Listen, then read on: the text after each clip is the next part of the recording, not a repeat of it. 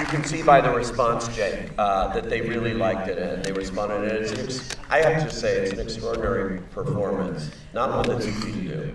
And so tell us how you got involved with this, with the Jeff Bowman story, essentially, here, because this was not that long ago. This was 2013 when this happened. So 4 years later, it's on the big screen and you're playing him. Well, you know, Todd basically sent me the script went before very, very early on, and I'd only known the story from afar based on the photograph that I feel like probably many of us have seen, if not all of us here in the room, of Jeff being rescued by Carlos and an incredible group of people. And I didn't know the specifics, and I read the first draft of this script, and probably by page 3, I didn't expect it. I was laughing, you know. Somehow the things that Jeff said, and then page after page, I was so moved, and I found myself laughing and being moved and laughing again. And I thought, this is an incredible character. What an incredible story. And it's been a long, circuitous journey to here, to making the movie, but that was where it started. And what was your relationship with Jeff? Was he very involved? I mean, you obviously met him and sort of studied him, but how involved was he with your relationship with him in making the movie? Sorry, who's Jeff?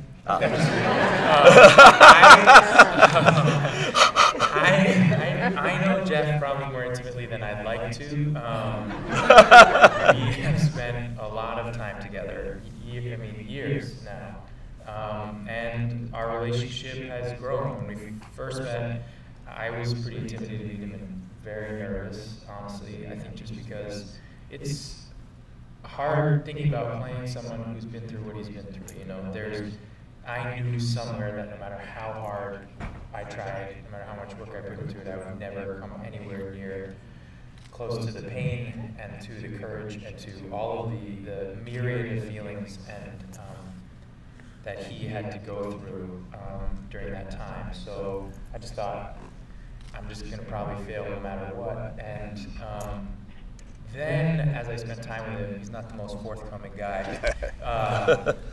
It took a long time. You know, it took a long time to get to know him and basically just spend a ton of time with him. Now we're really close.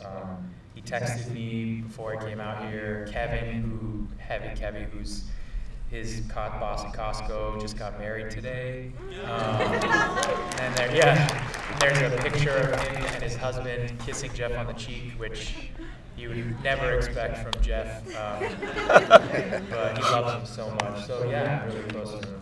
Really close.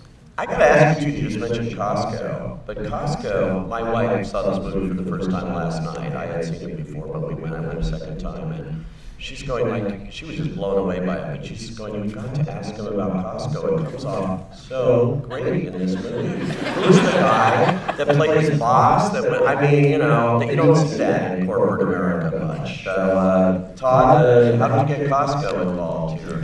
Well, I mean, is this on? Yeah. Kevin was extremely helpful in that. He's just, as you can tell in the movie, as played by Danny, like just an unbelievable actor. But Kevin, the real guy, is so sweet, so supportive, and really helped us through all of that. And yeah, Costco comes off extremely well. Just from like corporate America, that's a big deal, and that one scene is one that always gets me too.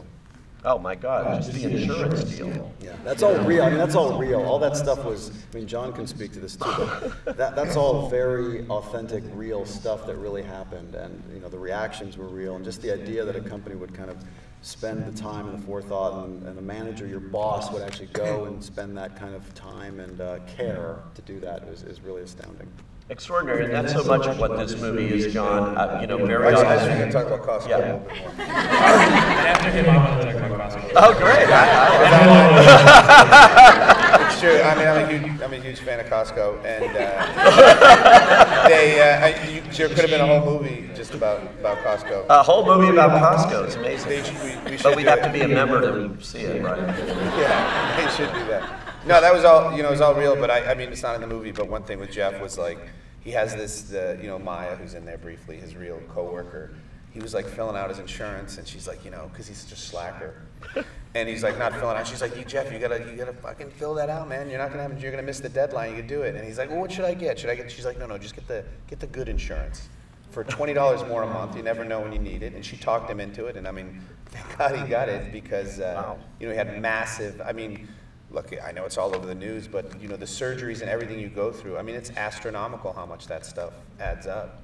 And you know, thank God he had that Cadillac insurance, as they say. Especially in his case, who paid for the legs, essentially? Those are like $100,000. Yeah. Well, they were donated by Autobach Genium. They gave him those legs.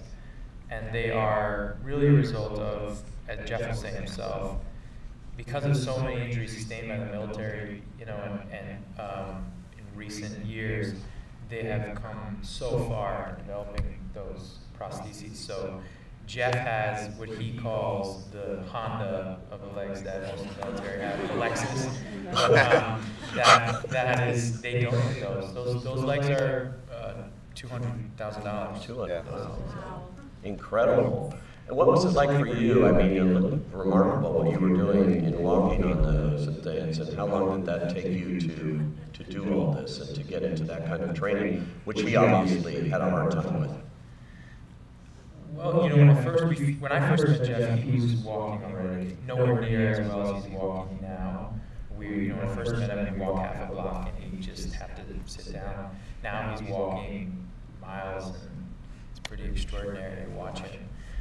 But I saw him walk all the time, you know, and so I just was with him when he was walking on them. And then one of the first meetings we ever had, Jeff was kind enough and brave enough to even just show us all how he functioned with and without his legs. It was me and Todd and John and David Gordon Green and our visual effects team. And that was a lot of CGI with the legs and different things. It was, but I would say the way the legs work and why they work is not just the visual effects department. The extraordinary kind of what happens there when you watch it is the job of the visual effects, the makeup department, extraordinary prostheses that they created that were based on my own legs. An incredible cinematographer who shot it, and then our extraordinary editor, Dylan Tishner, happens to be over there in the corner actually. Dylan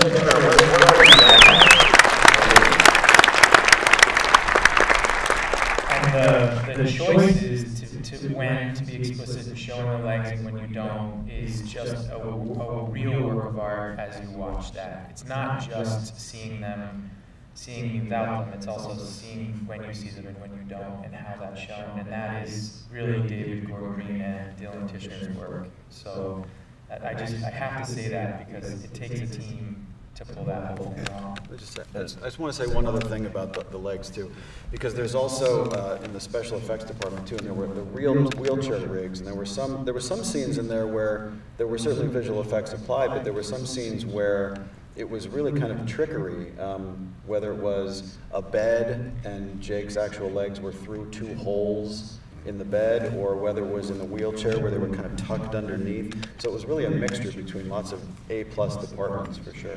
Absolutely, and the other thing is that when you watch Jeff and you watch anybody who is, you know, a bilateral amputee, you know, AK bilateral amputee, which is just above the knee, the movement of the legs is very important. It's very, to me, the weight that those of us who do still have either both of our limbs or partial or whatever, they move a lot quicker. The speed at which they move is very important. And I knew, watching so many different people who have that injury, that the speed at which they move was really important. So they designed legs that went over my legs, and my legs actually tucked under the seat. So I could move them with my knees, so that if I moved my body, I actually had control over the movement of that. So that was the prop department and the visual effects makeup department. And it allowed for a reality, I think, that you don't often see.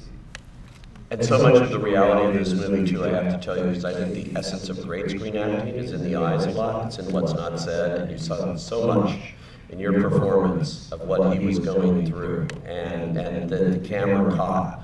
Just amazing to have lived, to have talked to him, who had lived it, and then to have to bring that out to the screen. It's tough, but a lot of that was done without dialogue. You just watch this guy, and it's just extraordinary on screen. Well, thanks, but I wish Jeff, the real Jeff, was here because, I mean, you know, he is incredible and he's watching all the time and listening. It's why he has such a great sense of humor, you know, because he's just like, he can pick you apart, you know. I unfortunately have been the brunt of that. And I am. So that's one reason why I'm glad he's not here, but that's maybe the only reason. But I think that he also, because of the blast, like, is hard of hearing. So a lot of he watches a lot, and he tends to watch at different angles to try and get, you know, hear from different angles. So that's part of it as well. Just in that Boston Bruins scene, you could see the overwhelmingness of it all, that sudden celebrity that he was so uncomfortable with, and really there's scene after scene. I can talk, John, this is like, how true to the actual story, did you veer at all from it, or did you follow it pretty much from the book that he had written with? Well, I mean, he wrote the book really quick.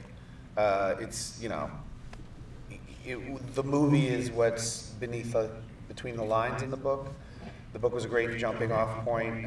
It had so much promise there, but it was really the work of, I mean, it was my first sort of real story, and the journalistic element of digging and digging and digging is what the movie's about. And the book has those pieces, but the movie, we kind of subvert a lot of that too, because Jeff was still in a period where I think he was telling people what he thought they wanted. I mean, one of the most amazing things about that guy, and it's part of, you know, being in a family that's sort of dysfunctional like that, is he's more concerned with their pain than his own, so often. And the book kind of reflects that. And once you peel back, and certainly with Jake shows, and you know, with that, over and over again, is how hard it was for him. And you know, when the family first saw the movie, a lot of that was news to them as well, because he kept it so hidden. Todd, you actually are the ones that found this originally, and you called them and asked them to write a book before, and you had a movie in mind, obviously, but how did this whole thing start in your mind? Yeah, I didn't ask him to write a book. I think he was thinking about that himself. But I had a breakfast with a young, wonderful agent named Brandy Rivers, and we were just talking about kind of things that inspire us, and movies that we love, and you know, movies that my business partner David and I are really interested in making. And I just started talking about inspiration, and you know, the idea of going out of a theatrical experience feeling better than you did when you went into that theatrical experience, and how do you elicit that in a way where you don't necessarily need a gigantic budget, right? And so she said, well, I'm working with this, potentially working with this young man who just recently lost his legs in the Boston bombing, and he's thinking about writing a book. And we started talking about what that is, and thematically the idea of literally and figuratively a guy getting up on 2 feet and figuring out how to walk again. And then I started thinking about, you know, every one of us at some point in times in our lives, either ourselves or knows someone that goes through something tragic. And it happened at that point in time. I was having some back pain, and I was thinking, God, my back pain in comparison to what that guy went through is nothing. And if he could get through that, then I can get through whatever I'm going through, and all the other people that I know can get through what they're going through. That there's something really inspiring in that, and that was the nugget of it. And I got on the phone with Jeff, and I don't think he had any idea of what he was potentially getting himself into. And that's part of the beauty of it as well, is that in the same way John was saying, he was telling people kind of what they want to hear. He's like, yeah, let's go make a movie. I said, well, here's the thing about making a movie. You're going to really open yourself up vulnerably. Like, we're going to have to get inside of that and figure out the psychology behind it all. He's like, yeah. And then during the course of it, you know, the transformation that we collectively have seen in this young man has been nothing short of extraordinary. Aside from what he's accomplished as the hero, just him as a person. I wish he was here too, because he's an absolutely beautiful human being. Yeah. It's amazing to me, you know, I talk to a lot of filmmakers, and usually you hear, oh, it took 10 years of development and, you know, 15 years to bring to the screen. This was so fast, really, when you think about the event that happened. And I remember exactly where I was when I heard about this, when it was going on. And that really is a testament, honestly, that's a testament to Jeff, it's a testament to John, and it's a testament to Jake. All three of these people who were extremely, you know, John wrote just, I would say, a brilliant script. And we got David Gordon Green, who's a phenomenal director. And then Jake was literally the first person we talked to and responded, and it went from there. But it doesn't happen without obviously Jeff, and it certainly doesn't happen without John. Amazing. And plus you had done The Fighter in Boston, so you had sort of an in with the mayor. Yeah, I mean, David and I have made a bunch of movies in Boston. It's a city that I absolutely love. I adore the city, I adore the people there, and it was really important to all of us collectively as a filmmaking unit, that we really respected the city and kind of understand and let them understand what our intentions were. And our intentions were to make a very, very heartfelt, true to life, very authentic movie about people. And they were nothing but supportive and helpful. Amazing. Well, we have time for a few questions if you've got one. Yeah, right here in the front. Hi, good evening. You talked about the authenticity of the city. When you guys filmed, did you film the locals in the bars and also the physical therapy? And I just have one more question. The guy at Fenway Park, Larry, was he the real Larry? Okay, first, well, all right, I'll take that. The guy at Fenway Park, was he the real Larry? No, it was not the real Larry. I mean, that Larry was an amalgamation of, there are videos of Jeff and the true story that people really did come up to him in lines, even when you just walk through Fenway with Jeff, it's like people are coming up to him, and there's actually an amazing video of literally maybe 200 people lining up to tell Jeff, each and every one of them, thanking him, but also telling their stories to him. So that is, Larry is one of thousands of people. Yeah, Larry basically symbolizes Jeff's magnetism and kind of the way people look at him as their symbol, and that he finally embraced as himself. But did you use a lot of locals, she wanted to know, in Boston? I mean, all the extras and everybody. Well, yeah, you can. Do you want to speak to the overall? I mean, look, yes, the answer is yes, but there are some things to that answer. It was so important to us to make sure that everything was authentic, and to the point where we cast some of the real people in the movie. And this was, again, part of discussions that we had that came from David, our director, and that came from Jake. The voice that you hear from the doctor, Dr. Kalish, that's the real guy who operated on Jeff in that really extraordinary scene of taking the bandages off and when the parents go in. The Martino brothers who made the prosthetics, those are the real guys who actually do that. Odessa, who's his IC, intensive care nurse, she's there. Jeff calls her the Rottweiler. She really is. I mean, yeah, but it was so important to Todd and everybody that we had to shoot. We shot everything in Boston, but the casting of the real people came as an evolution because there were parts written that John wrote, and then David never felt like it, or we never felt like the actors really felt like doctors when they were doing it. And somehow everyone who was auditioning was like, hello. It was and he just didn't feel like it was real. And then David and I were talking to Dr. Kalish one day and researching. And David turned to me afterwards and said, what if Dr. Kalish played Dr. Kalish? And I was like, well, that's a great idea. So then Dr. Kalish, we gave him the sides and he went back home and he came in super awkward and nervous in his white lab coat, and then he did the lines and it was terrible. And then David was like, just talk to me like you would talk to patients. He started talking, and David was like, can you do that, you think, on camera? And he did it on camera, and David was like, Dr. Kalish would just speak the way Dr. Kalish does. Yeah. And then so on and so forth with all the people in Jeff's life. Well, it's funny, man. I grew up right near that area, and when you research a movie, and they're like, what do you mean you're making a movie? They're help, but with caveats, and then you start making the movie, and they're like, well, shit, I'll play myself. Where do I go? Welcome to my sidecar. Put me up. But, there's so many, beautiful moments in the script that are, like a quarter of a page, and then have a couple of, the story beats, so here's the moments. And then, one thing David's just extraordinary at is working with, non-actors, people coming in, and the nurses. That's amazing. If you wrote that scene how it looks, you'd get fired because it's such verisimilitude. It's so boring. Throw the pass the potatoes dialogue, as a professor told me once. But they are just saying what they said. So, as a writer, you can write, a quick version of what was said. but then they just fill it with life. And I mean, that's really, you know, having a team of actors who are so agile in doing that, and then a director who can make it work, and then float around, and then let's hit those story beats, but just fill it with life. And I mean, I was blown away when I saw those first few things. And I don't know how you could have gotten that without like a team like this. Well, I would also just add to that John had already written a beautiful, very sound structural piece and each scene was very sound structurally. So it allowed for the secondary roles to sort of, you could dance around them if you hit those beats.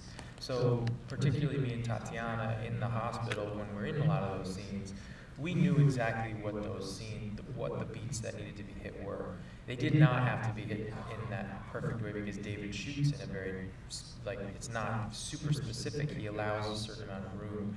So we knew the lines that John had written that needed to get said, and we kind of knew within the space how to move those people to those places. And if it was just her and I in it, we definitely could do it.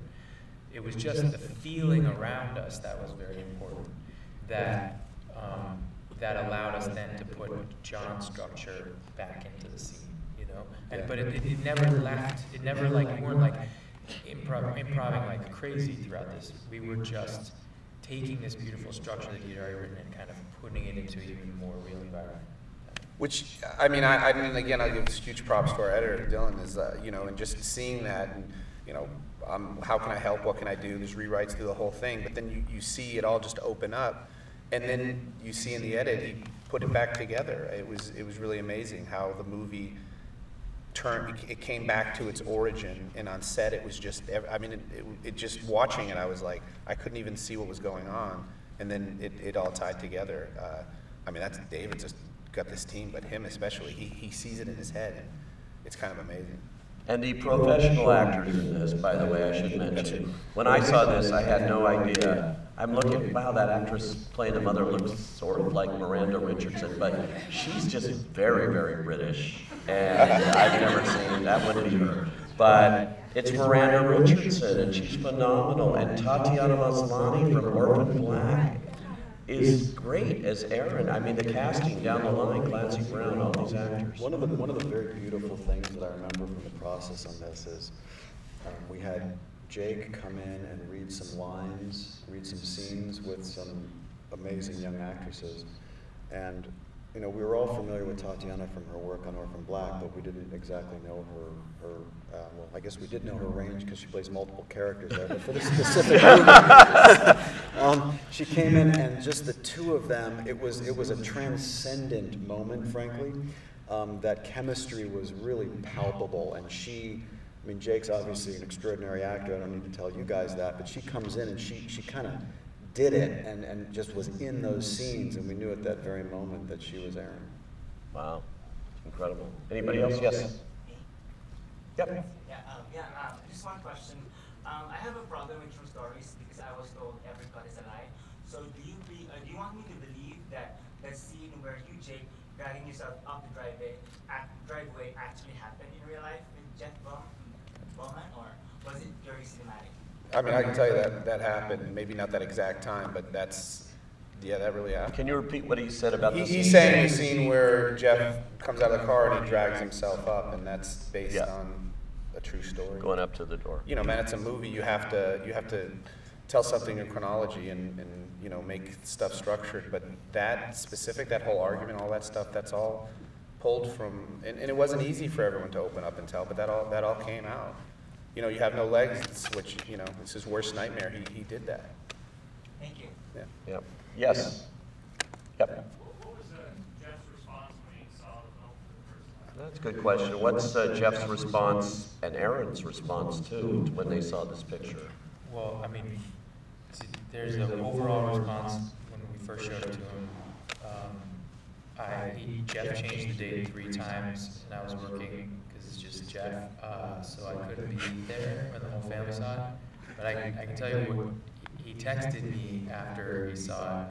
I was like, what'd you think? And he was like, good job. That's it?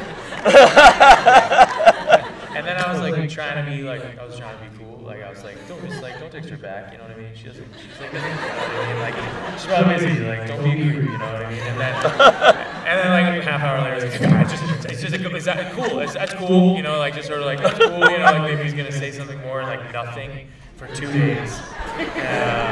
And then finally, what I found out was that he was like, he watched it, it was so overwhelming to him that he went home and he was like, I need to go to sleep. And he slept. He woke up the next morning. I think he really started to metabolize it, and then took a day for himself. And then I think then he and I talked.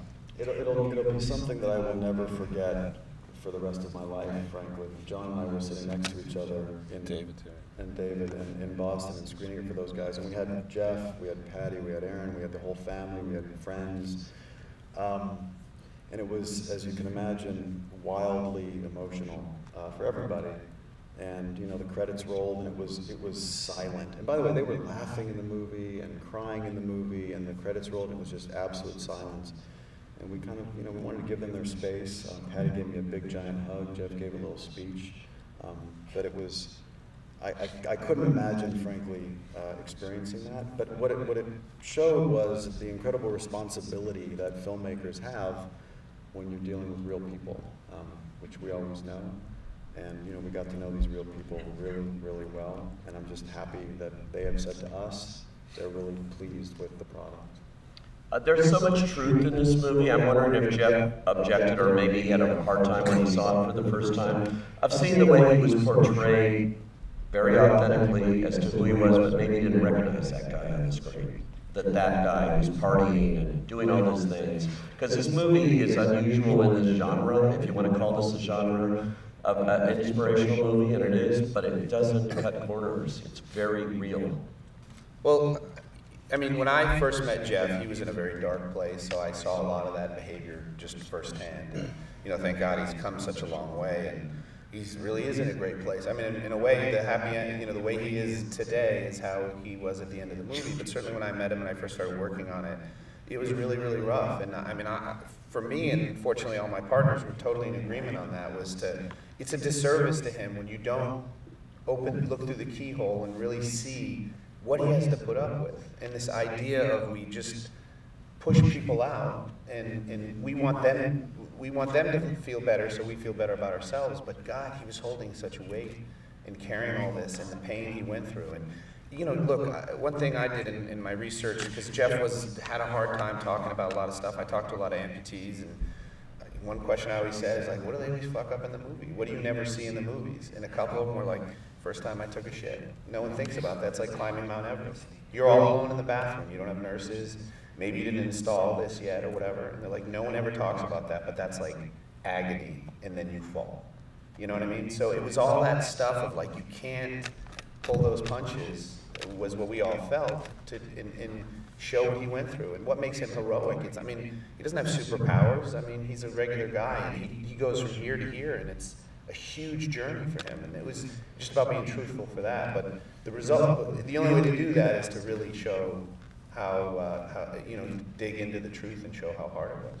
I mean, that scene, going back to the Boston Bruins, which I thought was just this incredible sequence, in the elevator, wherever you were with her, and you're just going, like, go help someone else, and you are crying out like a wounded animal. It is, like, agonizing to watch and incredibly powerful, you know, when you see that, and he's not that likable in that scene, you know, you're not afraid to show that. I mean, I think, look, yeah, well, first of all, we shot that scene the first day, which was like, that was probably why it was a little agonizing for me. And I was like, you know, we didn't think the Bruins were going to make the playoffs, so we had to schedule the Bruins game first, and they did make the playoffs. And then they lost that night, and we asked the entire stadium to stay, and thought they wouldn't.